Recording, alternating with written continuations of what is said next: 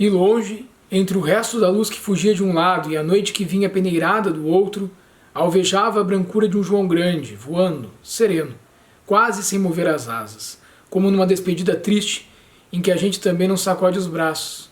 Foi caindo uma aragem fresca e um silêncio grande, em tudo.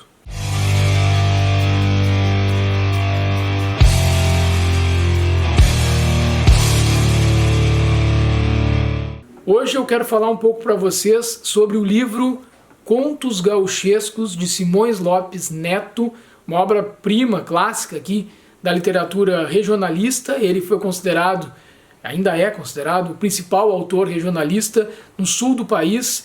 Acaba sendo bastante cobrado em vestibulares, no período de formação escolar também. Eu tive um primeiro contato ainda bem jovem, né, bem na minha infância mesmo. Depois tive um segundo contato quando fui prestar o vestibular, e eu tinha assim um dever para com Simões Lopes Neto, que era reler, ou melhor, fazer uma verdadeira primeira leitura, que é assim que eu considero que fiz agora, recentemente, das suas duas principais obras. Uma delas é Contos Gauchescos, que eu vou falar um pouquinho para vocês hoje, e a outra é Lendas do Sul, que mais para frente, quem sabe eu também não trago aqui. Até porque as Lendas do Sul talvez tenham histórias, personagens que são mais conhecidos pela questão do folclore, buscando aqui as raízes rio-grandenses dos brasileiros como um todo. Ou seja, o próprio Negrinho do Pastoreio, que é uma criação de Simões Lopes Neto, Salamanca do Jaral, Boitatá. Então, há diversas adaptações destas histórias do folclore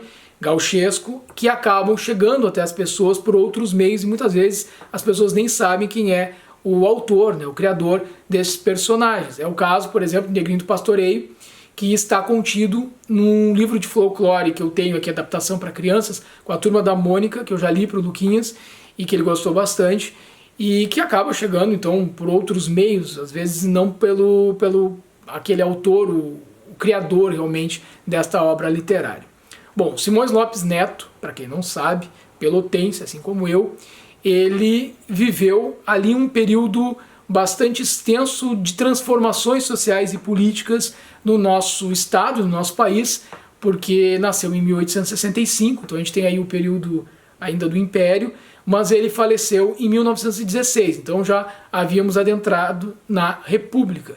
O que quer dizer que isso é bastante interessante aqui nos Contos Gauchescos, que ele tem um olhar que abrange um convívio ali até os seus 13 anos, se não me engano, onde ele passou a viver, assim, ele vivia na estância da família, no meio rural, convivendo com os negros que foram trazidos para cá, escravizados no nosso país e também no Rio Grande do Sul, e depois ele acabou mudando-se para o Rio de Janeiro, onde lá ele ficou por um período para estudar, mas teve que retornar a Pelotas por questões de saúde. Não acabou que ele não concluiu os seus estudos. Ele tinha começado a estudar medicina, inclusive, e ele volta, e aqui em Pelotas ele vai exercer diversas funções, diversas atividades profissionais, como professor, mas também comerciante, trabalhou no ramo industrial, tabelionato, enfim, ele teve diversas atividades profissionais e não deixou uma obra muito vasta, muito extensa, mas passou aí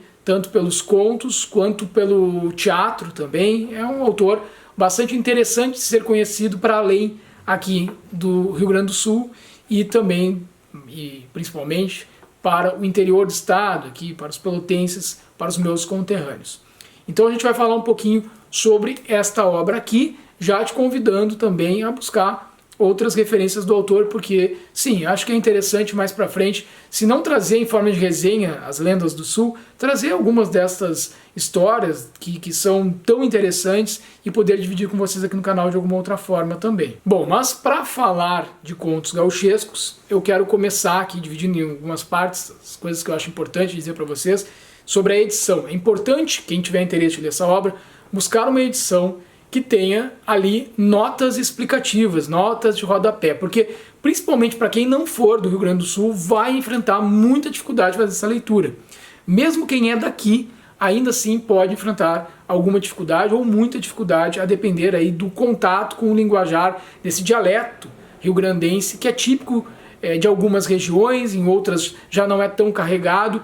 Eu lembrei muito aqui de expressões utilizadas pela minha avó, Dona Orildes, que é uma senhora que viveu em Pelotas, mas que é ainda da região da minha cidade aqui, mais rural, né? Então ela viveu num ambiente mais rural, então ela trazia muitas dessas expressões que eu acabei tendo contato novamente aqui nos contos do Simões Lopes Neto. Esta edição da Leitura 21, vocês até podem procurar, de repente, algum sebo, acho que ela está esgotada, existem outras no mercado, mas ela é muito interessante porque ela é uma edição considerada paradidática, então ela traz, além dos textos na íntegra, notas de rodapé de algumas destas expressões, para que consiga compreender ali o desenvolvimento da trama, e também tem comentários de Aldir Garcia Chulé, jaguarense, que viveu por muito tempo em Pelotas, foi o criador da camisa da seleção brasileira, aquela camiseta amarela, né, que todo mundo conhece muito bem, e ele, o Aldir Garcia Chulé,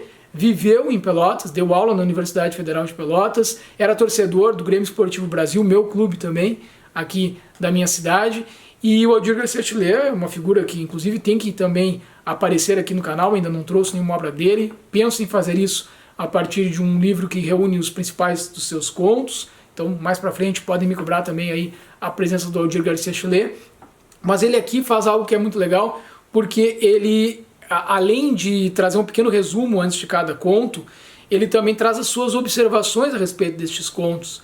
Então tem o resumo, chamando atenção para algumas expressões que são utilizadas por países do Uruguai, como na Argentina também, e que são incorporadas aqui no dialeto gauchesco, mas também fala e opina a respeito de como que se desenvolveram algumas destas tramas. Só que acontece que tem outros aspectos importantíssimos da obra que perpassam, que ultrapassam, digamos assim, a questão da estrutura, da linguagem, da narrativa, do linguajar típico dos gaúchos.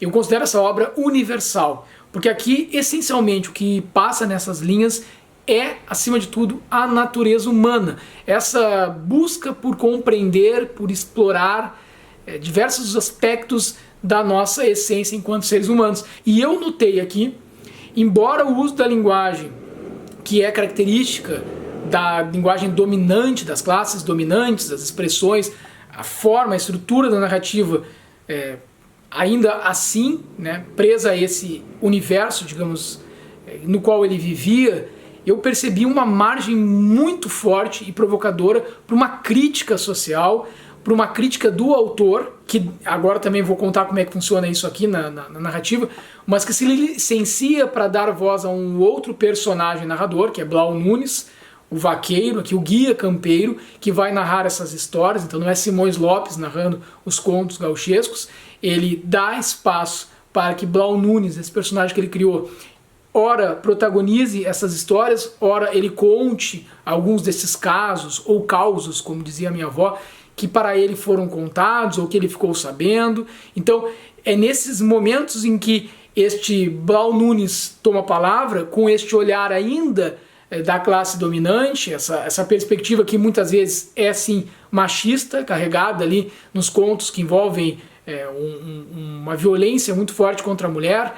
A gente percebe ali qual é o posicionamento de Blau Nunes, mas a gente também é convidado enquanto leitor a não ter a mesma leitura que ele, narrador, nos traz, e a refletir sobre isso, a atualizar estas questões, uma perspectiva que para mim é claramente anti-escravagista. Então ele coloca ali, usando dos elementos que eram características da cultura da época, uma crítica social a esse processo de escravidão dos homens e mulheres negros que aqui viveram e em todo o país sofreram as mais cruéis e brutais situações de exploração e de violência. Então Blau Nunes nos convida a essa reflexão e o faz também quando se trata das mulheres, embora ele tenha um posicionamento bastante machista em vários destes contos que aqui estão. Então quando ele vai falar de mulheres especificamente, as mulheres gaúchas, que eram tidas quase como propriedades dos homens gaúchos naquela época, ele dá protagonismo, ele dá voz e ele provoca, ainda que mantendo um linguajar e uma perspectiva deste narrador, que era um sujeito típico da época, portanto machista sim, que vai nos permitir, que vai nos provocar a pensar estes sujeitos, homens e mulheres, de uma forma diferente.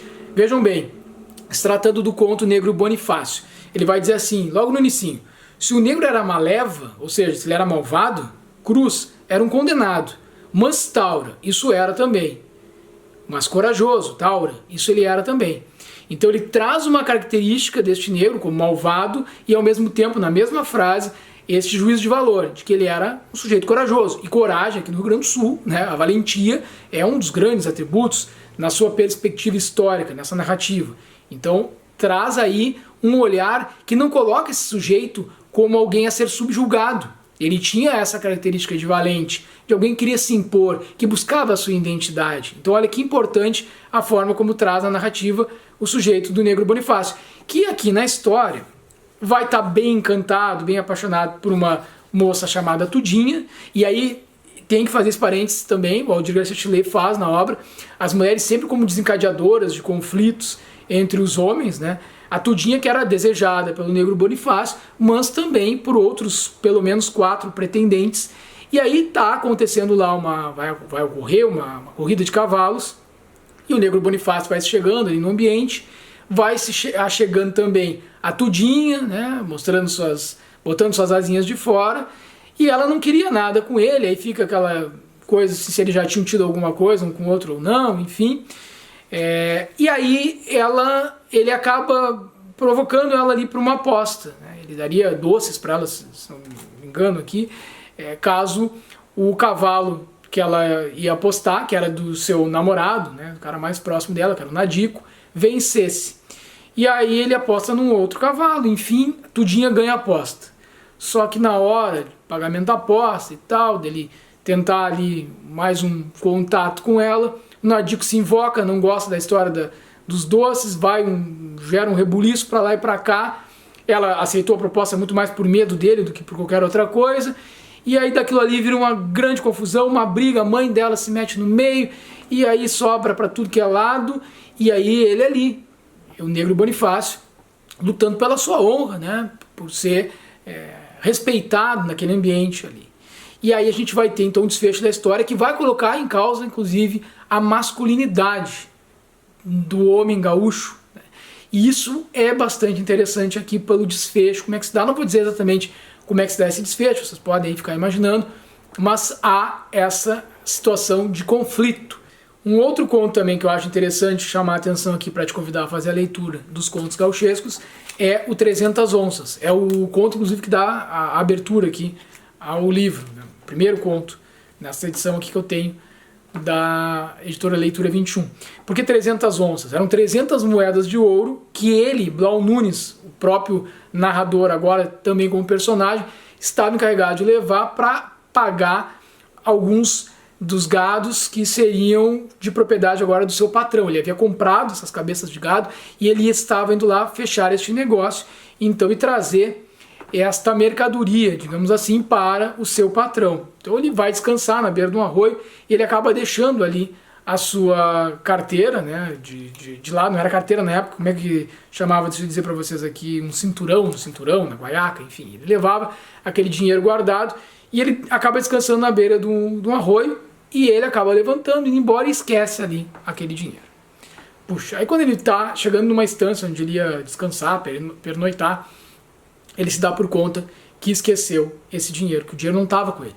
E aí ele volta, apavorado, para tentar achar esse dinheiro. Por quê? Porque ele ficava pensando, que era por óbvio, que ele seria acusado de roubo, e uma série de situações que envolvem o quê? A honra deste sujeito. Então, a honra deste homem humilde, um empregado deste estanceiro, deste grande produtor rural. Ele estava preocupado como é que ia ficar a sua imagem perante o seu patrão. E aí, quando ele vai se deslocando para lá, ele descobre que havia sumido aquele dinheiro, não estava mais lá a sua carteira ali, né, sua guaiaca, o seu cinturão onde ele guardaria esse dinheiro. E qual é a decisão que ele toma? Ele pensa em se matar.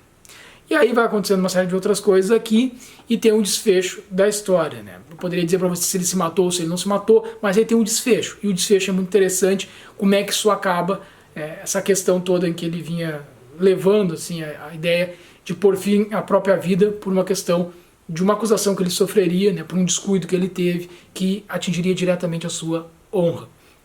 Então é isso, encerro hoje esse vídeo, na expectativa de que vocês possam compartilhar esse conteúdo, se inscreverem se ainda não forem inscritos no canal, para que a gente possa continuar trazendo vídeos por aqui, falando de literatura e comentando aí também se conhecem, se não conhecem, se acham interessante as obras que nós estamos divulgando e conversando com vocês aqui, sempre como um convite para que vocês possam conhecê-las ou não, e também deixando aberto para que vocês possam me sugerir algumas outras leituras nessa troca permanente que fazemos aqui neste canal de literatura. Um grande abraço para vocês, até a próxima, tchau, tchau.